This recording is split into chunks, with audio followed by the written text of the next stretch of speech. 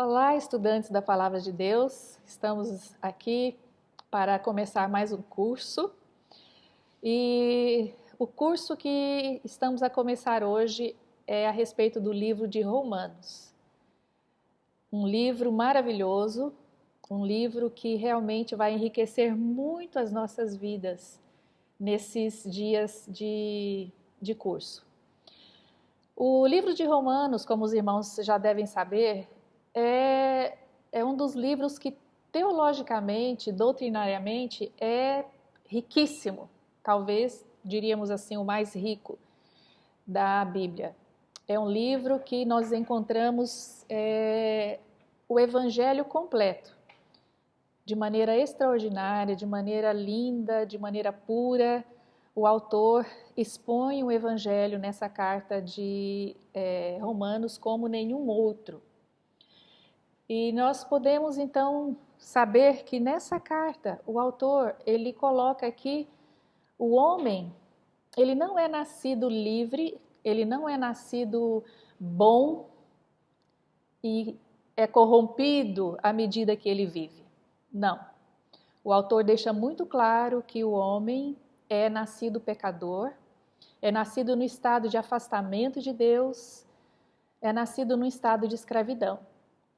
Os alunos se lembram muito bem, já estudamos há poucos dias a doutrina do homem, a doutrina do pecado, e foi justamente isso que nós estudamos, não é verdade?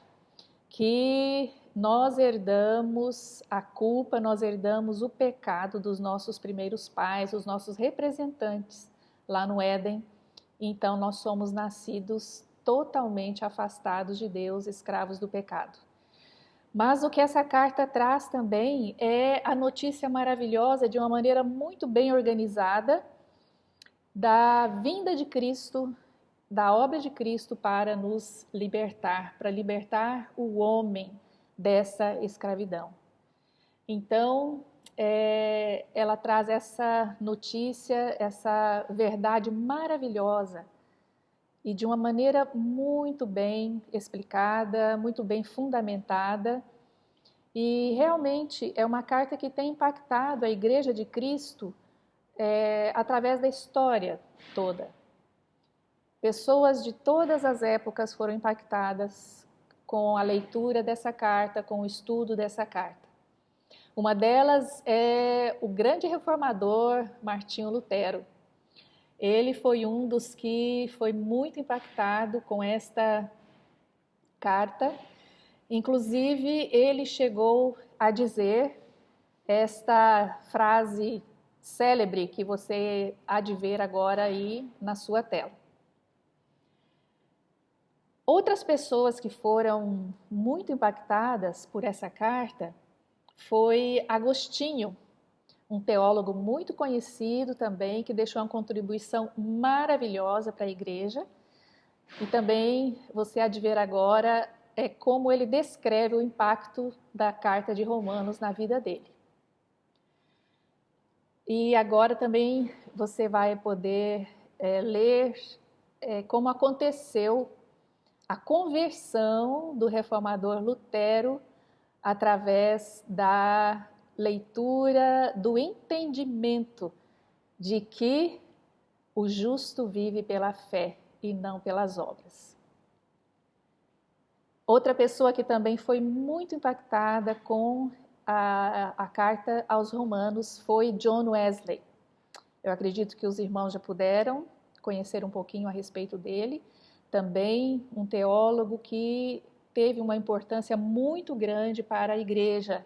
Vejam só como ele descreve o impacto, a importância desta carta em sua vida. Viram, irmãos? E não apenas pessoas do passado foram impactadas com essa carta. Nós teríamos muitos exemplos de pessoas agora mesmo, na nossa época, que têm sido transformadas, que têm sido muito enriquecidas através do estudo, através das verdades contidas na carta aos Romanos. Muito bem, vamos adiante então. Mas quem é o autor desta carta? Não há dúvida de que é o apóstolo Paulo. Ele mesmo se apresenta numa saudação muito típica das suas cartas, é muito semelhante às outras cartas que ele escreveu. Uma das diferenças é que ele não escreveu essa carta com a sua própria letra, com a sua própria mão, mas ele tinha um escriba que anotou, que registrou as suas palavras fielmente. Você pode ver lá no capítulo 16, no versículo 22, que o nome desse escriba era Tércio. Então, Tércio foi aquele que escreveu, que registrou a carta que o apóstolo Paulo ditou para que ele pudesse, então, registrar. Mas quem era Paulo? Paulo era um apóstolo de Cristo, mas ele não foi sempre um cristão, né? Claro, ninguém nasce cristão, muito menos o apóstolo Paulo. Pelo contrário, ele foi educado no judaísmo, que era a religião do povo judeu, e ele foi educado de maneira muito boa. Paulo, ele era uma pessoa brilhante, uma pessoa inteligente, uma pessoa que realmente se destacava de outros, porque ele tinha uma mente realmente privilegiada. E Paulo, então, ele foi educado no judaísmo, foi muito bem educado, era uma pessoa muito culta também, porque na época os romanos dominavam, né, o povo judeu, e ele foi educado de maneira completa na época em que ele estava, de acordo com a cultura em que ele vivia, mas principalmente no judaísmo. E ele era uma pessoa muito religiosa. Ele levava o judaísmo, a sua religião, muito a sério. Tanto que ele era perseguidor da igreja, né? Os irmãos sabem disso. Como judeu, ele pensava que o cristianismo era uma ameaça ao judaísmo, que o judaísmo era a religião verdadeira. Então, ele perseguiu a igreja, ele perseguiu os cristãos, pensando que estava a fazer uma coisa muito boa. Ele pensava que estava realmente a fazer a obra de Deus. E depois ele se arrepende amargamente por isso. Mas foi assim que ele agiu no início. Ele era então Saulo de Tarso, ele nasceu em Tarso. Saulo é o seu nome judeu e Paulo é o seu nome romano. Então, por isso que você vai encontrar muitas vezes na Bíblia, em Atos, né? Ele sendo mencionado como Saulo e outras vezes como Paulo. Mas a única diferença é essa. Saulo era o seu nome judeu e Paulo o seu nome romano, porque os judeus estavam dominados pelo Império Romano naquela época. Mas aconteceu algo maravilhoso na vida de Paulo. No capítulo 9 de Atos, você pode perceber, você pode ler lá, né, com certeza você já conhece, a conversão de Paulo. Ele estava em viagem e foi realmente impactado, ele teve uma visão, né, que realmente Jesus falou com ele e ele foi convertido, ele foi convencido de que ele estava a perseguir Jesus e que Jesus realmente era o Filho de Deus, que Jesus era o Messias que os judeus estavam a esperar. Então, esse ponto da conversão de Paulo trouxe uma diferença total na vida dele. Aquele que perseguia a igreja agora passou a ser um cristão, passou a ser um seguidor de Jesus, alguém que fez uma contribuição muito, muito grande para o cristianismo, para a igreja de Jesus. E então, uma dessas contribuições é justamente essa carta aos Romanos. Aí nós entramos então nos destinatários dessa carta, né? Com certeza, obviamente, Os destinatários dessa carta são os cristãos de Roma. Havia uma igreja em Roma. Não se sabe exatamente como essa igreja foi fundada, como essa igreja surgiu. Se ela surgiu depois da perseguição que houve em Jerusalém, né? Os cristãos saíram para vários lugares, talvez alguns que fugiram de Jerusalém chegaram até Roma e fundaram a igreja. Pode ser que nas viagens missionárias de Paulo, alguns convertidos foram para Roma e ali iniciaram uma igreja. Não sabemos exatamente como ela iniciou. Ela não foi iniciada por Paulo. Paulo nunca havia estado em Roma. Não foi ele o fundador da igreja. Mas nós podemos ver também no capítulo 16 que ele tinha muitos amigos naquela igreja. Ele cita várias pessoas por nome. Então ele tinha muitos amigos, não só conhecidos, mas pessoas chegadas que ele conhecia mesmo. Mas não sabemos muito como é que esta igreja começou. O tema principal desta carta é a justificação pela fé. E isso nós podemos ver logo no início da carta, no capítulo 1, versículos 16 e 17. Você pode ver aí no seu vídeo essa passagem.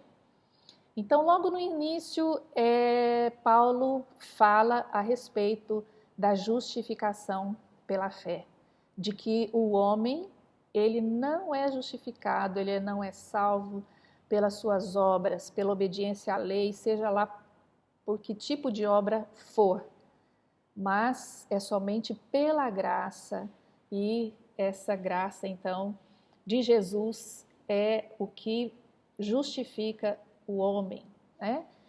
Então, a justificação pela fé é o tema principal desta carta. E como toda carta, essa também ela tem alguns objetivos. Paulo tinha objetivos claros ao escrever esta carta para a igreja de Roma. Um desses objetivos é que ele queria preparar a igreja para a sua futura visita. Como Paulo não conhecia aquela igreja e ele tinha muitos amigos ali, ele tinha um desejo muito grande de visitar a igreja. Você vai perceber durante a carta toda que em várias ocasiões ele fala a respeito disso. Então, um dos objetivos da carta, um dos propósitos é preparar a igreja para a sua futura visita. Avisar, né, e preparar a igreja para que pudesse recebê-lo mais tarde. Esse é um dos propósitos da carta, preparar a igreja para a sua futura visita. Outro propósito é fortalecer os crentes daquela igreja, principalmente porque aquela igreja ela era formada de gentios e de judeus convertidos ao cristianismo. Ora, os gentios, eles vinham de uma vida pagã, de uma vida de idolatria, de uma vida totalmente diferente aos judeus. Os judeus, eles tinham uma religião, uma cultura onde eles já eram monoteístas, né? Eles adoravam apenas ao único Deus, Criador dos céus e da terra. Eles tinham muitos costumes, né, de purificação, de estilo de vida muito diferente dos gentios. Então, imagina, irmãos,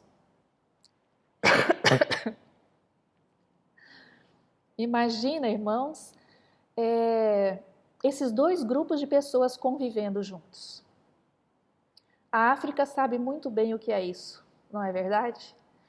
Há tantas raças, tantas tribos diferentes no continente africano, inclusive aqui em Moçambique.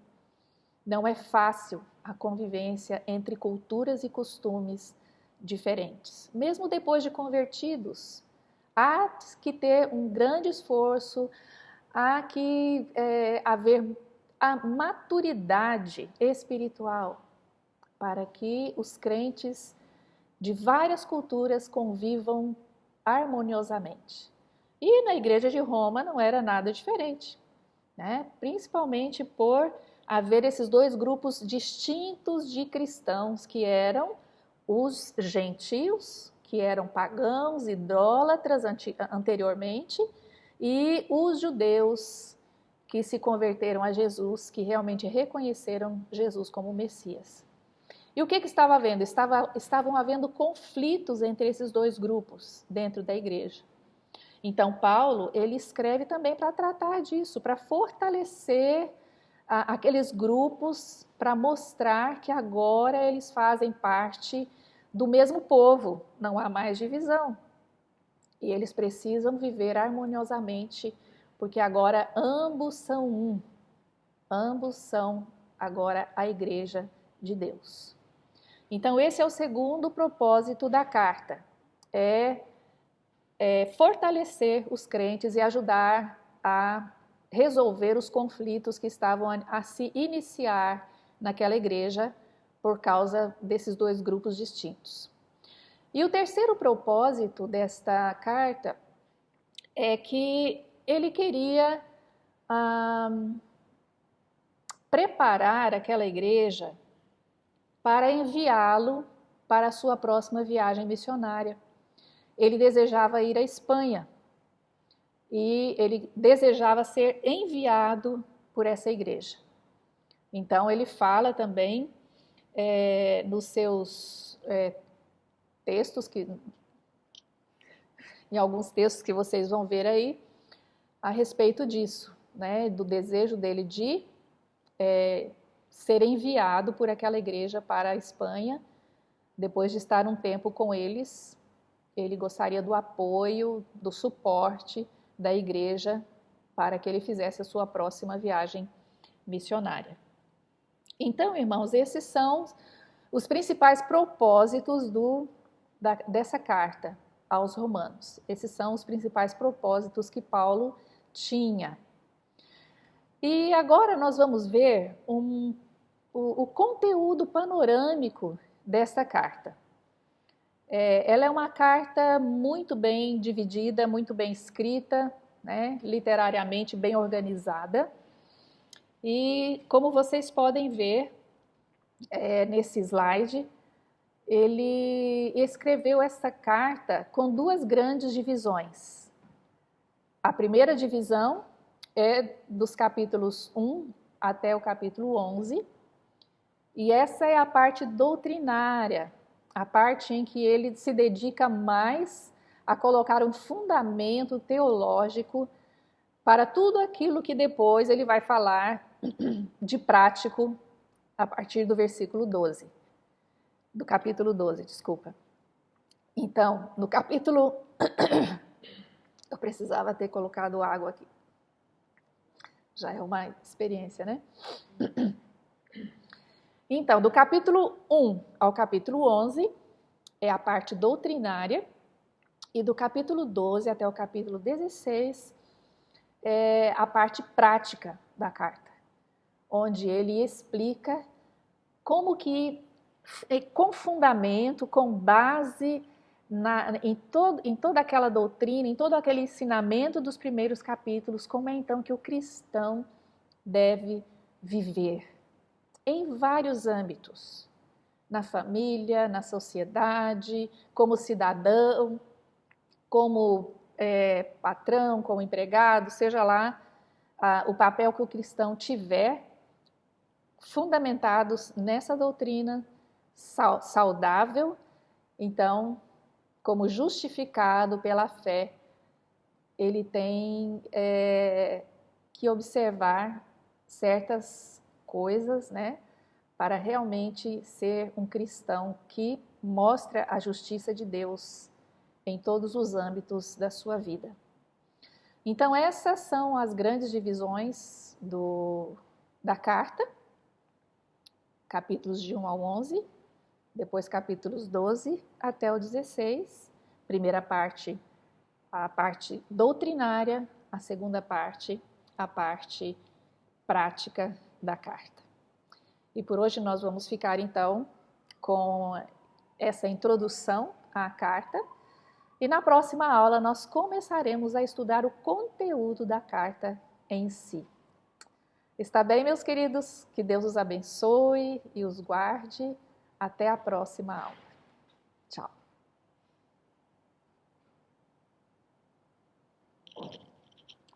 Quantos minutos? Desktop? Não.